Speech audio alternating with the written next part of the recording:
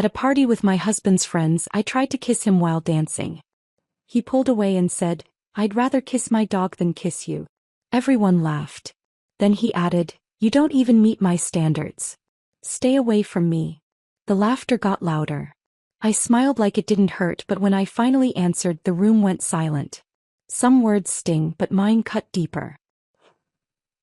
"Remember, when someone asks what you do, just say you work at the hospital." Caleb coached me as I zipped myself into the designer dress he'd selected but never once complimented. "Don't mention you run the cardiac unit. These people don't want to hear about medical stuff at parties." He was rehearsing me again, the same way he did before every gathering with his investment firm crowd, scripting my responses to ensure I never outshone him. 5 years ago he'd bragged to everyone about marrying a surgeon. Now he treated my career like an embarrassing secret that might accidentally slip out if I wasn't careful enough. Before we continue, I want to thank you for joining me today. If you believe that public humiliation in a marriage is never acceptable and that everyone deserves respect, please consider subscribing. It's free and helps us reach more people who need to hear these stories. I stood in front of our bedroom mirror, adjusting the emerald green fabric that cost more than most people's monthly rent. The dress was beautiful, I suppose, but it felt like a costume for a play where I'd forgotten all my lines. Behind me, Caleb continued his preparation ritual, checking his collar for the 17th time. Yes, I counted. It was easier to focus on his obsessive adjustments than to think about how we'd gotten here. "The Jenkins will be there," he continued, scrolling through his phone.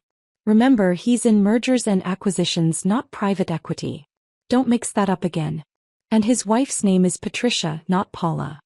I wanted to tell him that I'd been calling her Patricia for 3 years, that the Paula incident was his mistake at last year's Christmas party, but corrections weren't part of our script anymore. Instead, I watched him transform himself in the mirror, each adjustment to his appearance another step away from the man who'd once waited outside the hospital with coffee and flowers after my tough surgeries. "I saved a 12-year-old boy today," I said quietly, testing the waters. "His mitral valve was—" "That's great, honey," Caleb interrupted, not looking up from his phone. "But nobody wants to hear about blood and procedures over cocktails. It makes people uncomfortable. Just stick to light topics. The weather, vacation plans, maybe that new restaurant downtown everyone's talking about." The weather. 5 years of medical school, 3 years of residency, 2 years running the cardiac unit at one of the country's best hospitals, and he wanted me to discuss cloud formations with investment bankers who probably couldn't locate their own pulse points. My phone buzzed with a message from my surgical team. The boy was stable, already asking when he could play baseball again. His mother had cried when I told her the surgery was successful. Those tears meant more to me than any party invitation ever could, but mentioning them would violate Caleb's carefully constructed rules of engagement. "Also," Caleb added, finally looking at me through the mirror rather than directly, "Marcus asked about our plans for the Hamilton fundraiser next month. I told him we'd take a table. It's 50,000, but it's important for visibility." 50,000. For visibility. Meanwhile, the pediatric ward needed new monitoring equipment that the hospital board deemed too expensive at 30,000. I'd been planning to make a personal donation, but apparently our money was already allocated for Caleb's networking opportunities. "Ready?" he asked, though it wasn't really a question. He was already heading for the door, expecting me to follow like a well-trained accessory. The elevator ride down felt longer than usual. Caleb reviewed names and details about tonight's guests, treating me like an actress who needed coaching before her performance. "Tom Morrison closed that pharmaceutical deal last week. Congratulate him, but don't ask for details. And avoid Jennifer Whitfield if she's been drinking. She gets chatty about their marriage problems." I nodded at appropriate intervals while thinking about my patient's mother, how she'd grabbed my hands and blessed me in 3 different languages. That was real. That was substantial. This elevator ride to another party where I'd pretend to be less than I was? This was the performance. The valet took our car with practiced efficiency. Caleb's hand moved to my lower back as we entered Marcus's building, not out of affection but positioning. He did this at every public event, marking his territory while simultaneously keeping me at the precise distance that suggested togetherness without actual intimacy.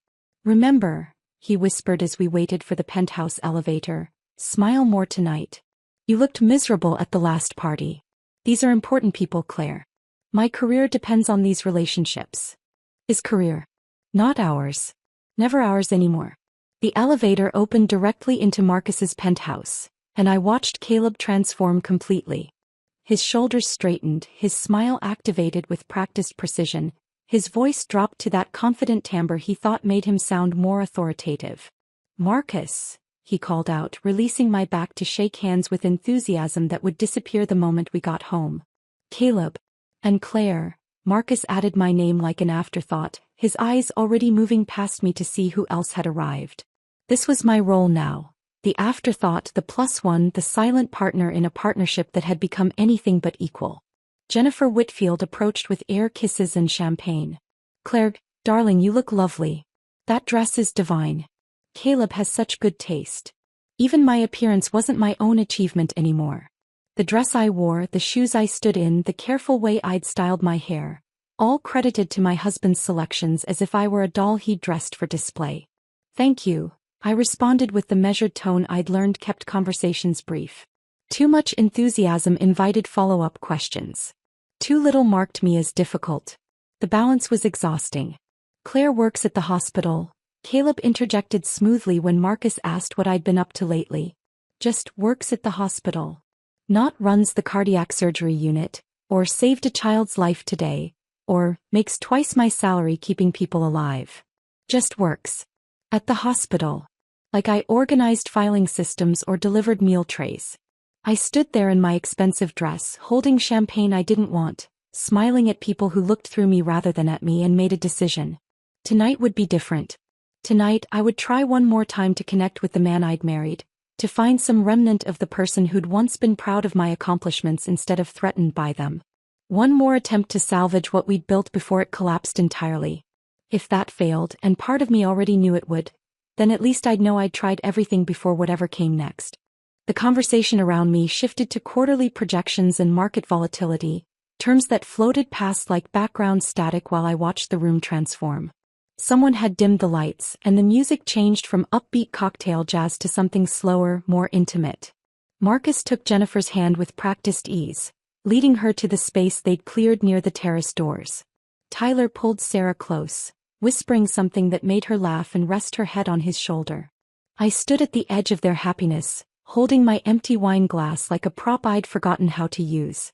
The couples moved together with such natural synchronization, such obvious comfort in each other's presence. When had Caleb and I lost that? Or had we ever really had it? A server passed with a tray of champagne. I set down my empty glass and took a fresh one, drinking it faster than I should have. The bubbles burned slightly, giving me something to focus on besides the growing ache in my chest. Across the room, Caleb was deep in discussion with Bradley and some client whose name I'd already forgotten, his hands moving animatedly as he explained something that had them all nodding like synchronized puppets. The piano intro of a song I recognized filled the space. It was similar to what had played at our wedding reception at the Drake Hotel 5 years ago. Not the exact song, but close enough to make my breath catch. That night, Caleb had pulled me onto the empty dance floor at 2 a.m, both of us barefoot and drunk on champagne and possibility. "We're going to have such a beautiful life," he'd whispered against my ear. "Kids, a house with a garden, Sunday mornings reading the paper on the porch. Everything, Claire. We're going to have everything." The memory pushed me forward before I could think better of it. My hand found Caleb's elbow, the fabric of his suit jacket smooth and expensive under my fingers. The conversation stopped mid-sentence. Bradley looked at me with barely concealed irritation, the client seemed confused, and Caleb's jaw tightened in that way that meant I'd broken protocol. "Dance with me." The words came out smaller than I'd intended, more plea than invitation. Caleb's eyes flicked to his colleagues, calculating the social mathematics of the moment. Refusing would look bad. Accepting would interrupt his networking. I could see him weighing options, finding the path of least resistance. "Gentlemen, if you'll excuse me," he said with a smile that didn't reach his eyes. "Duty calls." Duty. That's what I'd become. His hand on my waist felt perfunctory, positioned at the exact distance that suggested marriage without intimacy. My hand on his shoulder met fabric that may as well have been armor.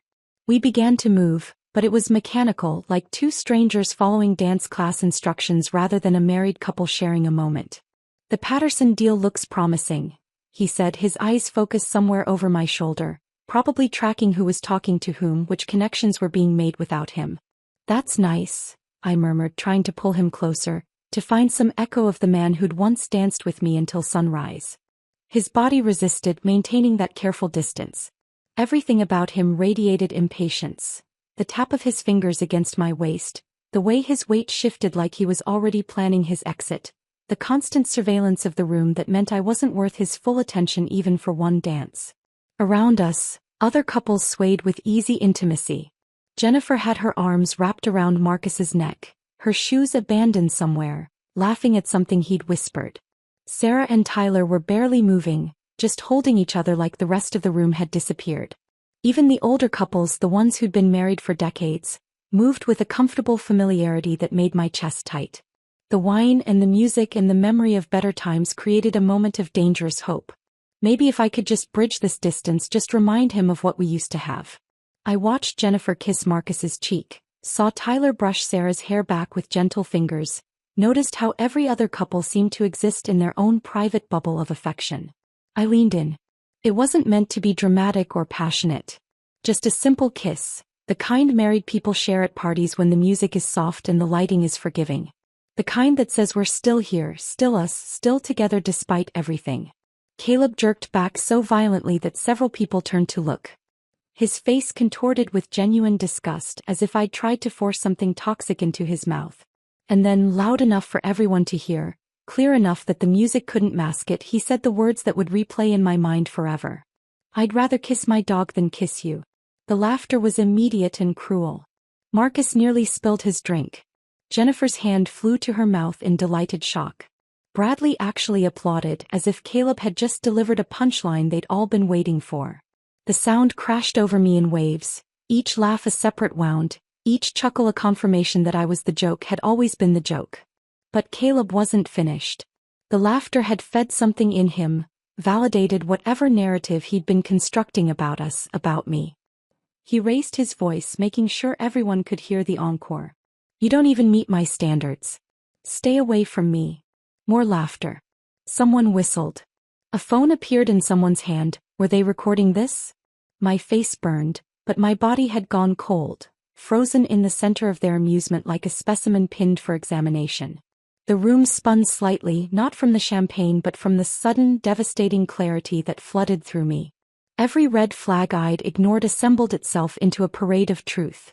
The anniversary dinner he'd canceled for an urgent client meeting that his Instagram revealed never happened. The separate bedrooms during stressful quarters that had somehow extended for 8 months. The way his clothes sometimes smelled like perfume I didn't own. The mysterious charges on our credit card he'd explained away as client entertainment. The way he'd stopped saying I love you, except as a response, never an initiation. I stood there in my expensive dress, surrounded by laughter that sounded like breaking glass, and understood with perfect clarity that I'd been performing CPR on something that had been dead for years. I'd been so focused on trying to revive what we'd had that I hadn't noticed the corpse had started to rot. Something shifted inside me, a tectonic plate sliding into a new position. The humiliation was still there, burning like acid, but underneath it something else emerged. Something cold and calculating. Something that understood the difference between being hurt and being destroyed. They were still laughing. But I wasn't broken. Not anymore. My smile started small, just a slight upturn at the corners of my mouth. Not the polite smile I'd perfected for these gatherings, not the diplomatic expression I wore during hospital board meetings. This was something else entirely, something that came from a deeper place, and I watched as it made the laughter around me falter and die like a flame suddenly deprived of oxygen. You know what, Caleb? My voice came out steady, clinical, the same tone I used when explaining terminal diagnoses to families. You're absolutely right. I don't meet your standards. His smirk widened, mistaking my agreement for surrender. Bradley chuckled and clapped him on the shoulder. Marcus raised his glass in mock salute. They thought they were witnessing my final humiliation, my acceptance of his public rejection. Your standards require someone who doesn't know about the Fitzgerald account. The words landed like surgical instruments on a steel tray.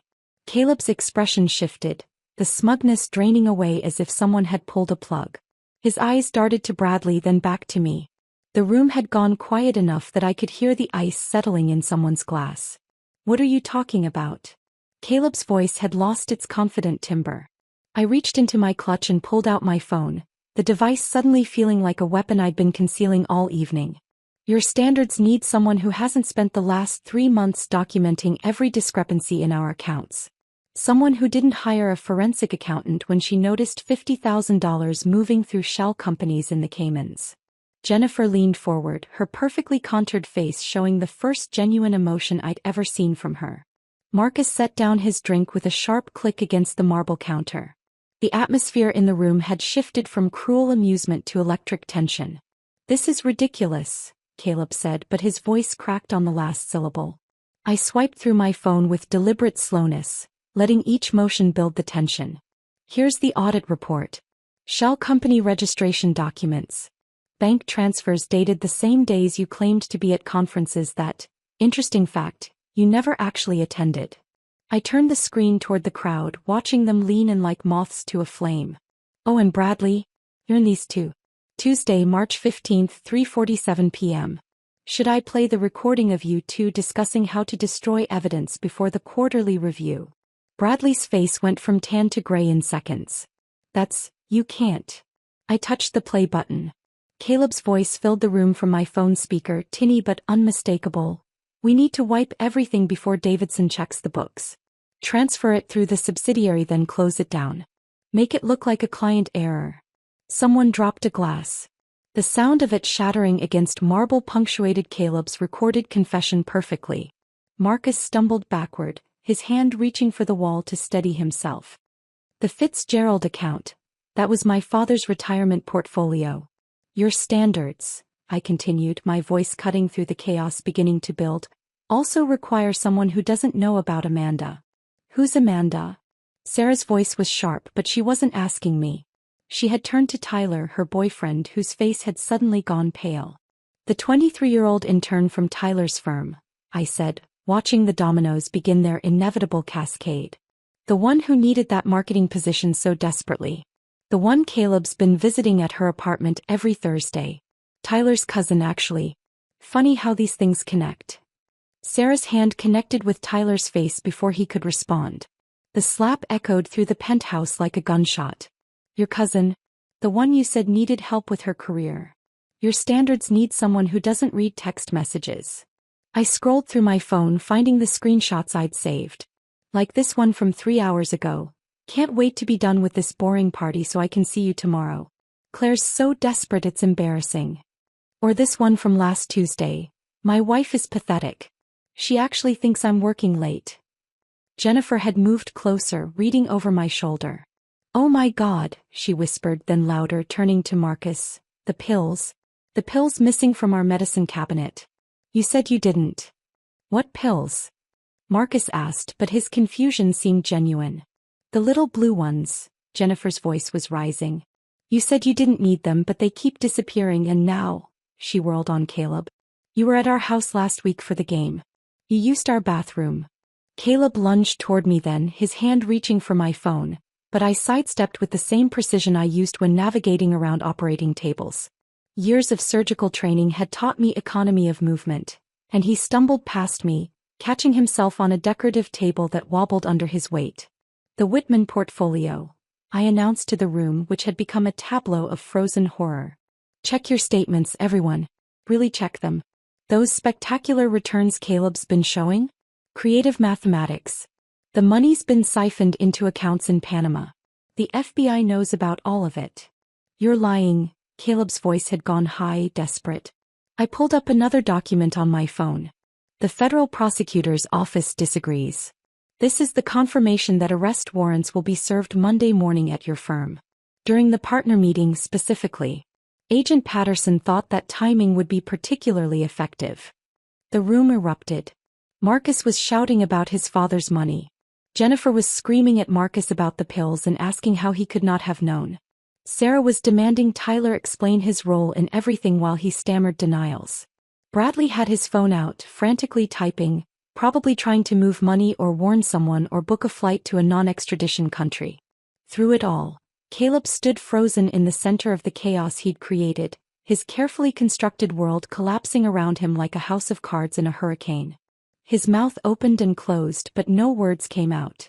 For once he had no script, no charming deflection, no audience ready to laugh at his cruelty. "Oh, and Caleb?" I said, my voice cutting through the noise.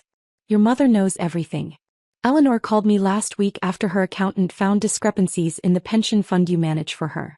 We had a very interesting conversation about where your father's retirement money actually went." His legs seemed to give out then.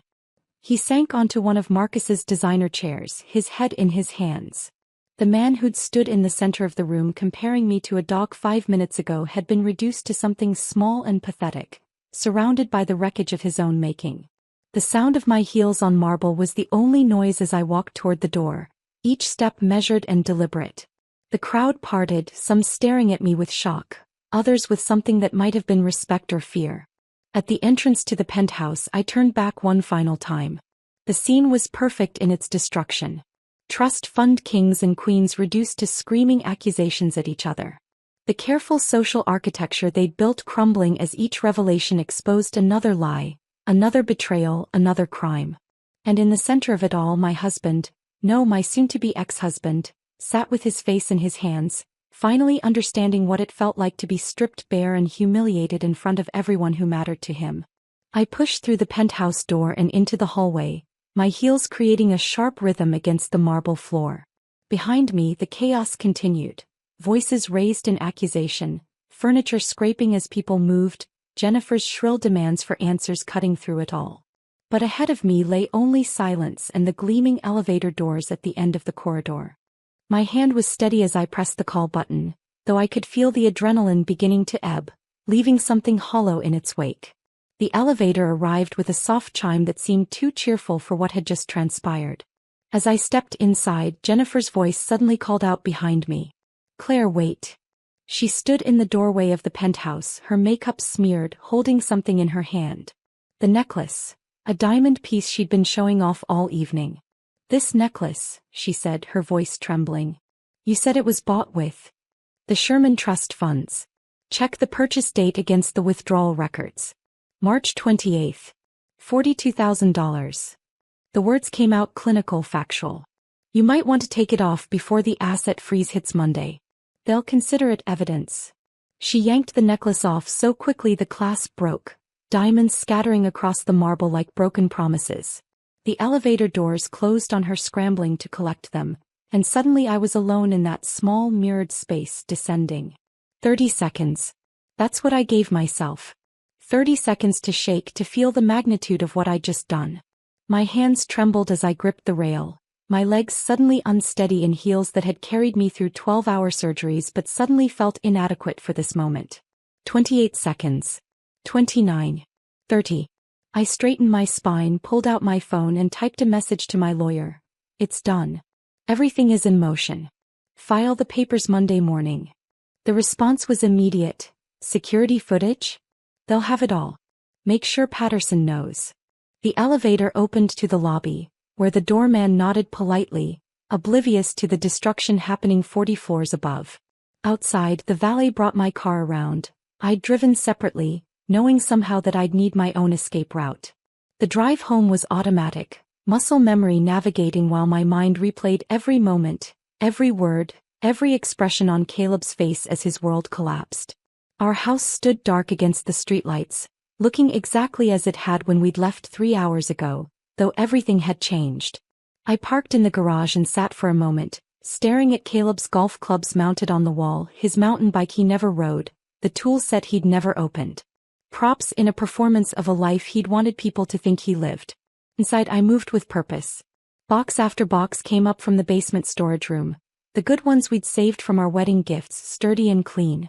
His Harvard diploma came off the wall first, the frame heavier than expected, the glass reflecting my face back at me like an accusation. Into the box it went, followed by his collection of cufflinks arranged in their velvet case, each pair a gift from clients whose money he'd been stealing. My phone buzzed continuously, Caleb's name appearing over and over. I let it ring as I packed his suits, each one pressed and hanging in garment bags. His shoes polished and paired. The watch his father had given him for graduation. I held it for a moment, remembering how proud he'd been, how he'd shown it to everyone at dinner that night. His father, whose pension fund Caleb had been draining. A text broke through. "Claire, please. Let me explain." Then another. "You don't understand the pressure I've been under." And another. "You've ruined everything. My whole life." Followed by, "I'll make you pay for this." Then, "Please come back. We can fix this." The emotional whiplash of his messages might have affected me once. Now they were just evidence of a man scrambling for any handhold as he fell. I found our wedding album in the bottom drawer of his desk, hidden under tax documents. The cover was ivory leather with our initials embossed in gold. Inside, that woman in white smiled back at me, radiant with certainty about her future. Caleb stood beside her, his hand on her waist, looking at her like she was everything he'd ever wanted. When had that look changed? When had she become an accessory to be managed rather than a partner to be cherished? The tears came then, not for him or for us, but for her. That woman who'd believed in forever, who'd thought love meant something more than performance and possession. I sat on the floor of his office, surrounded by boxes of his life, and cried for the death of her naive faith in happy endings. My phone rang. Emma's name appeared on the screen. "I saw Jennifer's Instagram story," my sister said without preamble. It cut off mid-scene, but there was screaming. "Are you okay? Can you come?" My voice sounded raw, unfamiliar. "I'm already in the car. Be there in 3 hours." The next morning arrived gray and quiet. Emma had arrived at 2 a.m. with a suitcase and a bag of groceries, finding me asleep on the couch surrounded by boxes. She'd covered me with a blanket and started making coffee, the smell pulling me from restless dreams about falling diamonds and marble floors. "You have a meeting," she said, handing me a cup. "David Patterson. 9 a.m. Café Luna." I'd forgotten I'd told her about it during our late-night planning session. Patterson was already there when I arrived, sitting in a corner booth with clear sight lines to both exits. Habits of the profession, I supposed. He stood when he saw me, professional but not unkind. "Mrs. Hartley. Soon to be Ms. Morrison again." He nodded, understanding. I slid the USB drive across the table, 3 years of evidence compressed into a device smaller than my thumb. "My mother noticed it first," I explained. "She's a retired accountant, does our taxes as a favor. Small discrepancies that didn't match our reported income." I started documenting everything after that. Patterson reviewed the files on his laptop, his expression growing more serious with each document. "This is comprehensive. With what you revealed last night in this documentation, we have enough for federal charges. Caleb's assets will be frozen by noon. Marcus Whitfield and Tyler Coleman are now also under investigation. And my immunity agreement? Ironclad. You were unaware of the criminal activity when it began. You reported it as soon as you discovered it, and you're cooperating fully. You're protected." Back home, Emma had rearranged the furniture, pushing Caleb's chair into the garage, centering the couch I'd bought before meeting him. The one he'd always complained was too soft, too blue, too something. "He hated this couch," I said, sinking into it. "Remember when he made you skip Dad's 70th birthday?" Emma said suddenly. "Said it was a critical client dinner?" I nodded, remembering the disappointment in our father's voice when I'd called to cancel. I saw Instagram photos that night. He was at some club opening with that crowd. No clients, just champagne and people who weren't you. We sat in comfortable silence, sisters who'd grown apart during my marriage now finding their way back. Emma pulled out her laptop and together we began making lists. Lawyer appointments, financial advisors, therapeutic support, practical steps toward a life that would be mine alone. Monday morning arrived with unexpected sunshine streaming through the hospital windows. Emma had left for Milwaukee at dawn, promising to return next weekend, and I'd driven to Northwestern Memorial on autopilot, my mind carefully compartmentalized between the surgery ahead and the knowledge of what was happening across the city. The patient was 17, a basketball player from Lincoln Park High who'd collapsed during practice with a previously undetected heart defect. His parents sat in the waiting room, holding hands with the same desperate hope I'd seen hundreds of times before. I focused on their faces as I explained the procedure, using their fear to anchor myself in this moment, this purpose, this life that existed separate from the destruction unfolding in downtown office buildings. In the operating room, my team assembled with practiced efficiency. Dr. Rodriguez, my senior resident, studied the monitors while making notes. Sarah, my favorite surgical nurse, laid out instruments with methodical precision. They moved around me like a well-rehearsed orchestra, unaware their conductor was internally tracking time, knowing that at exactly 10 a.m., FBI agents would be walking into Davidson, Klein and Associates. "Scalpel," I said, my voice steady through the surgical mask. The weight of the instrument in my hand felt like truth, like something real and purposeful. Here in this sterile room with its controlled environment and clear objectives, I could save a life while another life, the one I'd built with Caleb, officially ended. The surgery stretched into its third hour when Dr. Rodriguez commented on my unusual calm. "You're different today, Dr. Morrison. More focused somehow." If only he knew that every precise cut, every careful suture was a meditation against imagining Caleb's face when agents entered that conference room. The partner meeting always started at 10 sharp. Davidson would be mid-presentation about quarterly projections when the doors would open. The arrests would be public, visible, impossible to spin or explain away. 4 hours in, we encountered unexpected scar tissue from an old injury the boy hadn't mentioned. I worked through it methodically, rerouting vessels with the same patience I'd used to document 3 years of financial crimes. Every challenge in this surgery could be solved with skill and persistence. Unlike marriages built on lies, hearts could actually be repaired. 7 hours and 14 minutes after the first incision, I closed the final suture. The boy's heart beat strong and steady on the monitors, a rhythm that would carry him through decades of games and graduations and all the life Caleb had tried to steal from retirees whose pensions he'd plundered. "Beautiful work," Dr. Rodriguez said as we scrubbed out. "That kid's going to play college ball because of you." I peeled off my surgical cap, my hair damp with perspiration, and checked my phone. 17 missed calls. 3 from numbers I didn't recognize, likely reporters. The rest from various partners at Caleb's firm. The news had broken. In my office, I'd barely sat down when Jennifer Morrison appeared in my doorway. Gone was the perfectly coiffed woman from Friday night's party. Her designer clothes had been replaced with a simple sundress from Target, her face bare of makeup except for streaks of mascara that suggested she'd been crying in her car. "Can I come in?" Her voice was small, uncertain. I gestured to the chair across from my desk. She sat carefully as if she might break something, including herself. "Marcus was arrested an hour ago," she said, the words tumbling out. "They came to the house. The FBI. They had a warrant. They took everything, computers, files, even our phones. I had to borrow my neighbor's cell just to make calls." I waited, not offering comfort or condemnation, just space for her to continue. "Our accounts are frozen. All of them. Even my personal checking account from before we married. I can't access anything." She laughed, but it was hollow, broken. "I went to 3 ATMs trying to get cash for gas. The girl at the bank looked at me with such pity when she explained the federal hold. I'm sorry you're going through this, I said, meaning it. Whatever Jennifer's faults, she hadn't orchestrated the crimes. Are you? She looked up sharply. Because I laughed. Friday night when Caleb said those things to you, I laughed. I've laughed at you for years, Claire. Every party, every gathering, we all did. We called you the Ice Queen, the robot surgeon who didn't know how to have fun. The confession hung between us like a scalpel waiting to cut. And the whole time, she continued, tears falling freely now, Marcus was stealing from his own father. From clients who trusted him. He had affairs. Multiple affairs.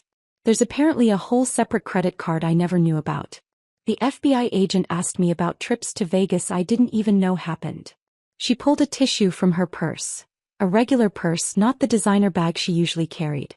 I was so busy feeling superior to you, laughing at your marriage, that I never looked at my own. We were living the same lie, except you were smart enough to see it. My desk phone rang. I let it go to voicemail, but the display showed a name that made Jennifer flinch. Davidson, Klein and Associates. They're all calling me, I said. Former colleagues of Caleb's. Some fishing for information, trying to figure out their exposure. Others wanting to distance themselves, make sure I know they had no idea what was happening. Did they know?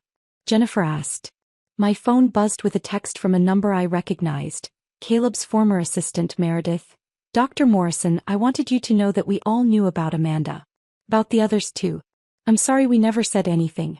He used to brag about it at happy hours, said you were too focused on work to notice. Said he was planning to leave once the Singapore deal closed. I kept documentation if you need it for divorce proceedings. I showed Jennifer the message. She read it twice, her face crumpling. They all knew, she whispered. At every party, every dinner, they all knew our husbands were destroying us for sport. My phone rang again. This time I recognized the number. Eleanor Hartley, Caleb's mother. I'd been dreading this call.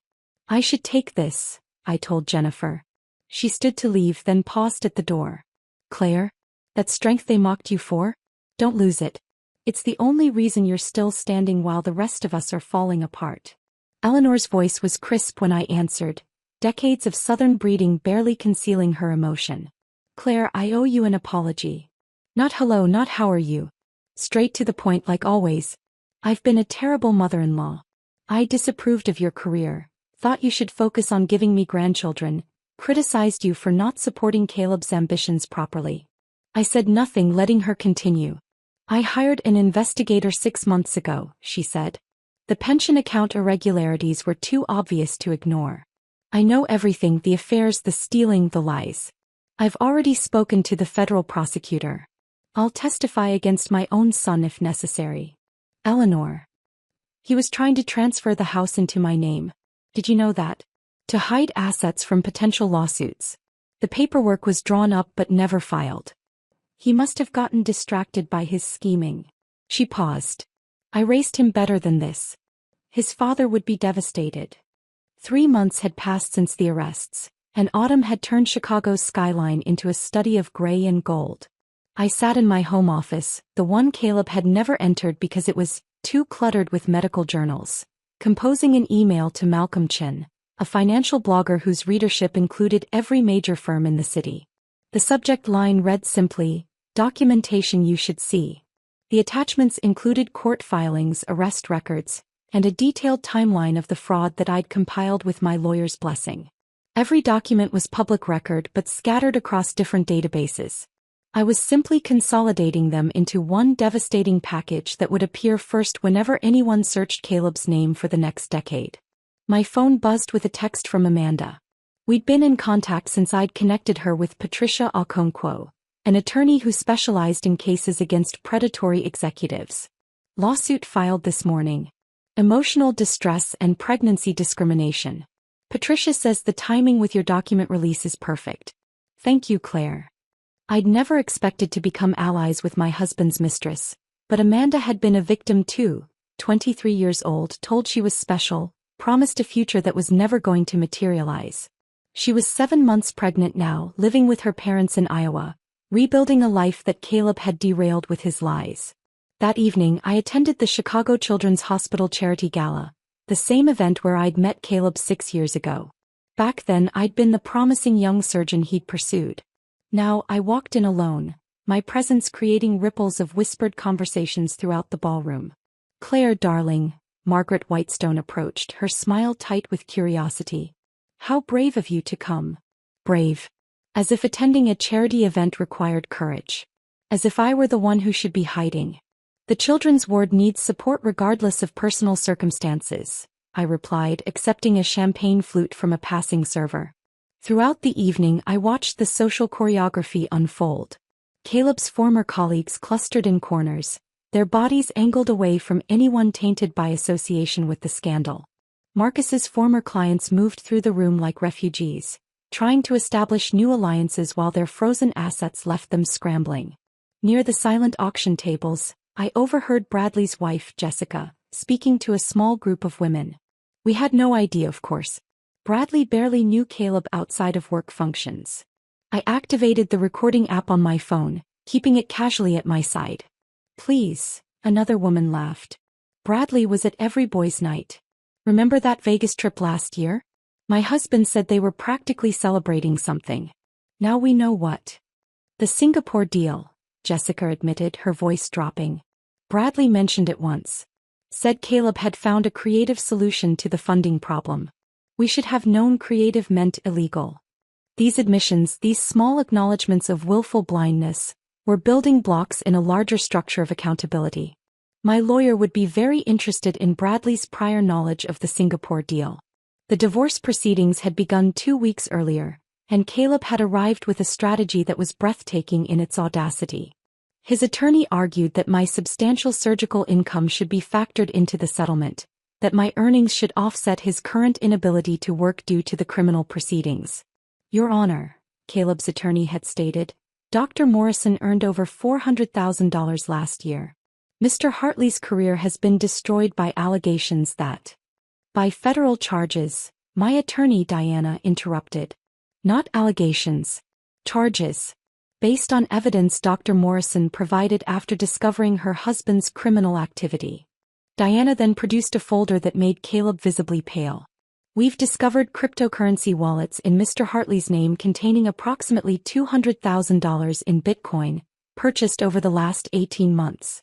Additionally, there's an art collection valued at $300,000 stored in a climate-controlled facility in Schaumburg under his mother's name but paid for with marital assets. Each revelation was another cut, precise and calculated. Caleb's attorney scrambled to respond, but Diana wasn't finished. There's also the matter of the boat registration in Michigan, the investment property in Wisconsin he never disclosed, and the safety deposit box at First National containing gold coins and bearer bonds. By the end of that hearing, Caleb's position had crumbled entirely. He would leave the marriage with his criminal defense attorney fees and nothing else. 2 days after the divorce hearing, Sarah Coleman contacted me. Tyler's wife had discovered her own cache of evidence and wanted to compare notes. We met at a quiet coffee shop in Lincoln Park, 2 women bound by the peculiar sisterhood of betrayal. Tyler recorded everything, Sarah said, sliding a USB drive across the table. He had this app on his phone that automatically recorded calls, including ones with Caleb. The recordings were damning. Conversations about moving money, discussions about other accounts they'd targeted, jokes about their wives being too stupid or too trusting to notice. In one particularly chilling exchange, they laughed about a retired teacher whose entire pension they'd drained. Her name was Dorothy Petway, Sarah said. Taught 3rd grade for 40 years. They took everything. That conversation led to another revelation. Sarah had been contacted by 5 other women, all connected to the scandal in various ways. Some were wives of co-conspirators, others were victims whose husbands' retirement accounts had been plundered. We organized a meeting at my house the following week. 7 women gathered in my living room on a Thursday evening. We ranged in age from 23 to 68, united by our connection to this web of financial crime and emotional violence. There was Margaret Chin, whose husband's entire 401k had vanished. Patricia Williams, whose husband had been Bradley's partner before the firm collapsed. Linda Martinez, who discovered her husband had been facilitating the money laundering. We're not just victims, I said, opening the meeting. We're witnesses. We have information that can expand this investigation, ensure everyone involved is held accountable. Margaret nodded firmly. I've been documenting everything for months. My husband thought I didn't understand finance because I taught elementary school. He was wrong. Over wine and carefully organized evidence we built our case. Each woman contributed pieces. Recorded conversations, suspicious documents, financial records that didn't add up. Patricia had emails showing the crime went back 5 years. Linda had photographs of meetings that were supposedly never held. They thought we were decorations, Linda said, her voice steady with controlled anger. Pretty things to display at parties while they built their empires on theft. They never imagined we were paying attention. By the end of that evening, we had enough additional evidence to expand the federal investigation significantly. Our group chat became a command center for accountability, each woman committed to ensuring that justice reached beyond just the primary conspirators. As I cleaned up after everyone left, I found a sticky note Sarah had left on my kitchen counter. They called us trophy wives. Let's show them what trophies are really made of, solid gold and impossible to break. I tucked Sarah's note into my kitchen drawer, a small reminder of the solidarity we'd built from shared devastation. 9 months had passed since that first gathering, and today we would all sit together again, but this time in a federal courtroom for Caleb's sentencing. The courthouse stood against a harsh February sky, its limestone columns looking like bars already. I arrived early, wanting to review my victim impact statement one final time. The paper trembled slightly in my hands, not from fear, but from the weight of speaking for so many who'd been silenced by shame and confusion. The courtroom filled gradually. Eleanor arrived wearing black, her face composed but aged by months of revelation about the son she'd raised. Behind her, the other women from our group filed in. Margaret, Patricia, Linda, Sarah, and 3 others who'd joined us as the investigation widened. Amanda wasn't there, too close to her due date to travel, but she'd sent her own written statement for the judge to review. When they brought Caleb in, the orange jumpsuit had replaced his tailored suits, and federal custody had worn away his carefully maintained exterior. He'd lost weight, his face gaunt, the confidence that once commanded rooms reduced to something hollow. His eyes searched the gallery until they found mine, holding my gaze for a moment before I looked away. "Mrs. Hartley," the prosecutor addressed me when my turn came. "You may deliver your statement." I stood, my heels clicking against the courtroom floor with the same rhythm they'd had leaving Marcus's penthouse that night. The podium felt solid under my hands as I began. "Your Honor, I'm not here to talk about the money Caleb stole, though the damage extends to dozens of families. I'm here to talk about the theft that doesn't show up in financial records, the systematic destruction of trust disguised as marriage." Caleb shifted in his seat, his shackles making a small metallic sound. "For 5 years I was married to a man who treated cruelty as entertainment, who would publicly humiliate me at social gatherings, then gaslight me into believing I was too sensitive when I objected. I found receipts hidden in his home office, jewelry, designer handbags, spa treatments, gifts purchased but never given, kept as trophies of deception while he told me we needed to budget more carefully." Eleanor made a small sound, pressing a tissue to her eyes. "Those same receipts were filed with documentation for Amanda Harrison's apartment, as if betrayal was just another business expense to be categorized and filed. He kept spreadsheets, Your Honor. Actual spreadsheets tracking his lies, his affairs, his stolen money, with the same precision he used to track our household expenses while telling me my surgical equipment purchases were excessive." I looked directly at Caleb then, watching him shrink into himself. At a party in front of colleagues and friends, he told me he'd rather kiss his dog than kiss me. That I didn't meet his standards. That room laughed while my marriage publicly ended, turned into entertainment for people who knew about his affairs, his theft, his complete moral bankruptcy, but said nothing because it was more fun to watch me not know. The judge leaned forward slightly, his expression grave. "The financial crimes destroyed retirements and futures. But the emotional violence he wielded destroyed something deeper. The ability to trust, to feel safe in your own home, to believe that love means something more than performance and possession. He didn't just steal money.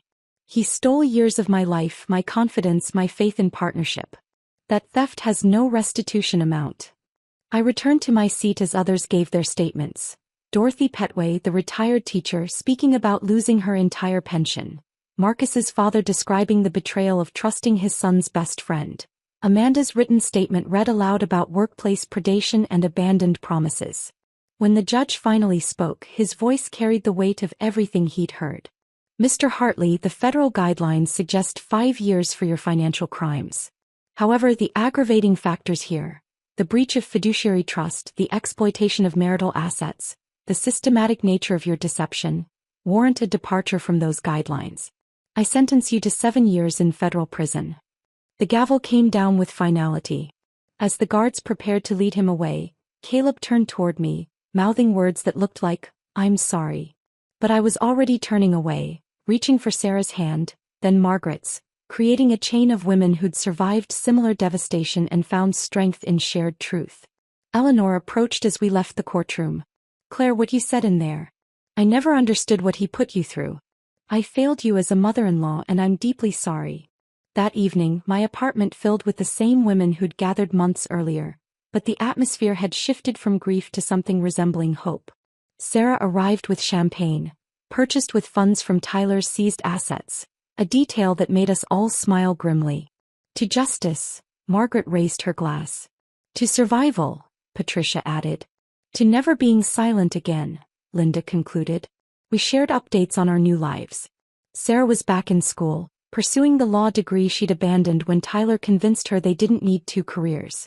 Margaret had started a foundation helping elderly victims of financial fraud. Patricia was dating again, slowly, carefully, but with hope.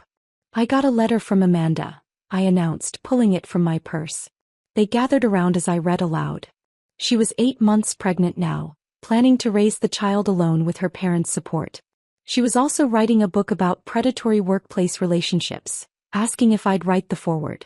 I want to call it Standards, her letter explained, because men like Caleb always talk about standards while having none themselves. The bitter irony wasn't lost on any of us. As the evening wound down and the women began leaving, each departure was accompanied by long embraces and promises to maintain our monthly dinners. We'd become an unlikely family, bonded by betrayal but defined by our resilience. Sarah was the last to leave, pausing at my door. You know what struck me most about your statement today? You didn't just expose what he did. You exposed who he really was. There's something powerful about that kind of truth.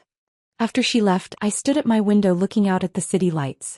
Somewhere in federal holding, Caleb was beginning his 7-year sentence. Somewhere in Iowa, Amanda was preparing for motherhood.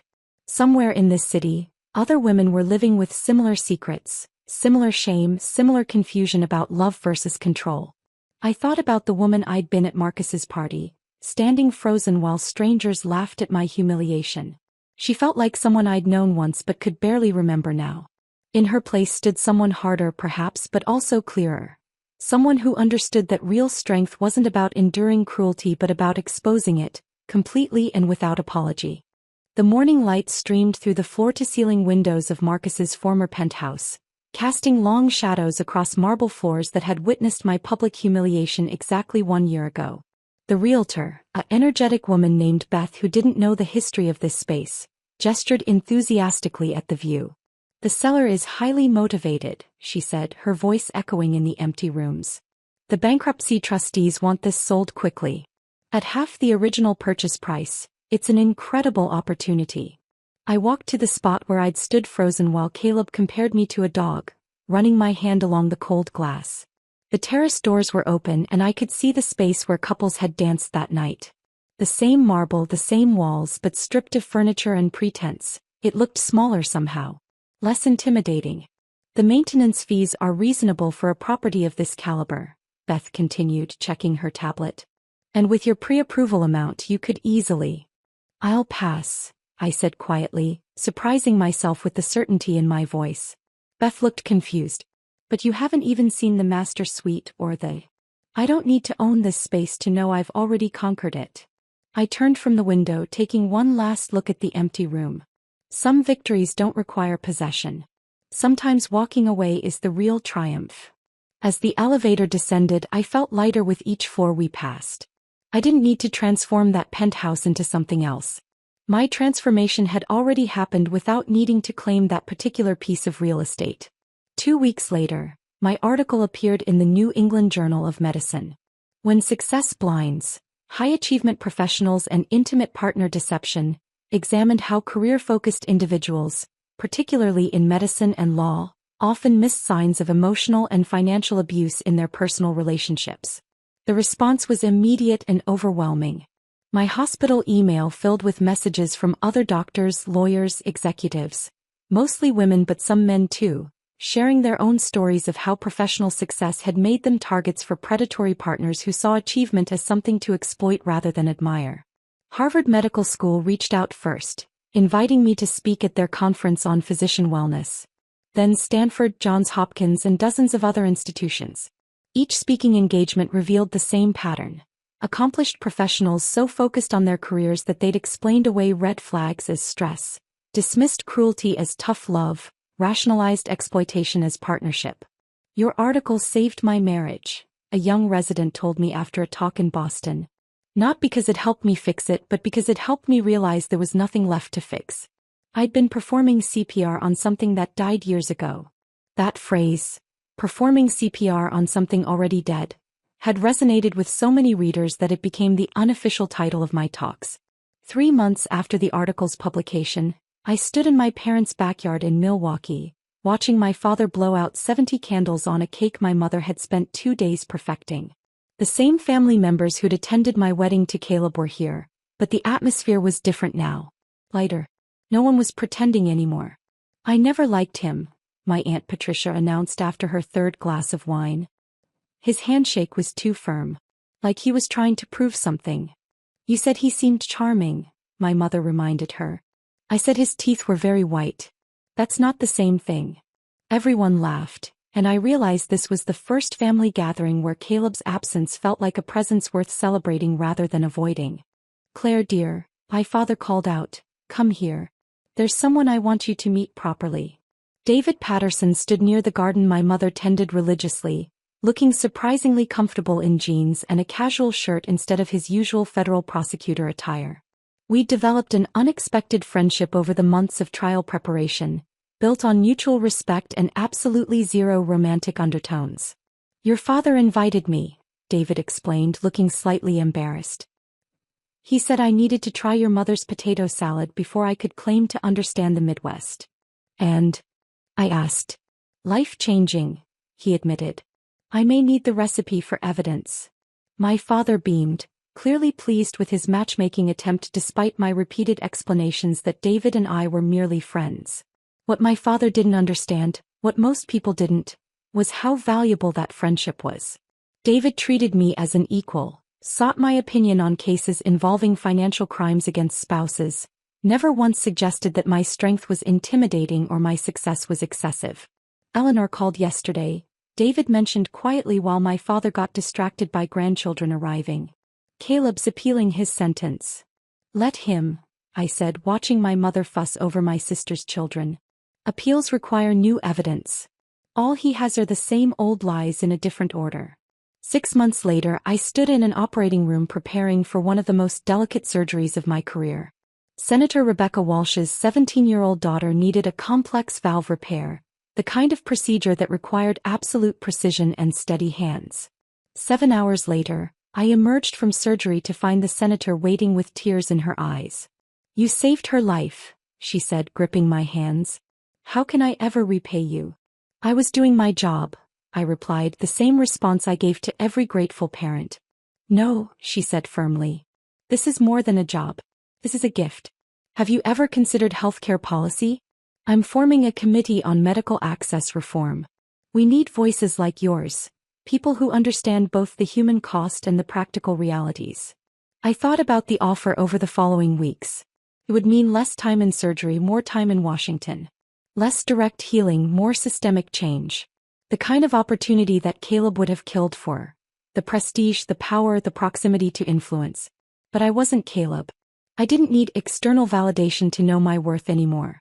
Standing in my office, looking at the acceptance letter for the committee position, I thought about that woman on the dance floor. The one who'd leaned in for a kiss and received public humiliation instead. She'd been so desperate for connection that she'd ignored every warning sign, every red flag, every moment of cruelty disguised as humor. That woman had needed to be destroyed for this one to emerge. Caleb's cruelty hadn't broken me. It had broken the shell I didn't know I was living in. His public rejection had forced me to reject the life I'd been accepting, the diminishment I'd been normalizing, the cage I'd been decorating instead of escaping. I signed the committee acceptance letter with the same steady hands that had saved the senator's daughter, that had packed Caleb's belongings, that had held the microphone at countless speaking engagements where I'd told the truth about marriages that looked perfect from the outside but were crime scenes within. The woman who'd stood frozen on that dance floor was gone. In her place stood someone who understood that real power didn't come from being chosen or validated or included. It came from choosing yourself, validating your own worth, and including your own voice in conversations that mattered. Some words sting. Others heal. But the truest words, the ones that cut deepest, are the ones we finally say to ourselves. I deserve better. I am enough. I choose me. If this story of calculated revenge resonated with you, hit that like button right now. My favorite part was when Claire pulled out her phone at the party and started revealing those forensic audits, watching Caleb's smug victory transform into complete devastation. What was your most satisfying moment? Drop it in the comments below. Don't miss more gripping stories of betrayal and triumph. Subscribe and hit that notification bell so you never miss an upload.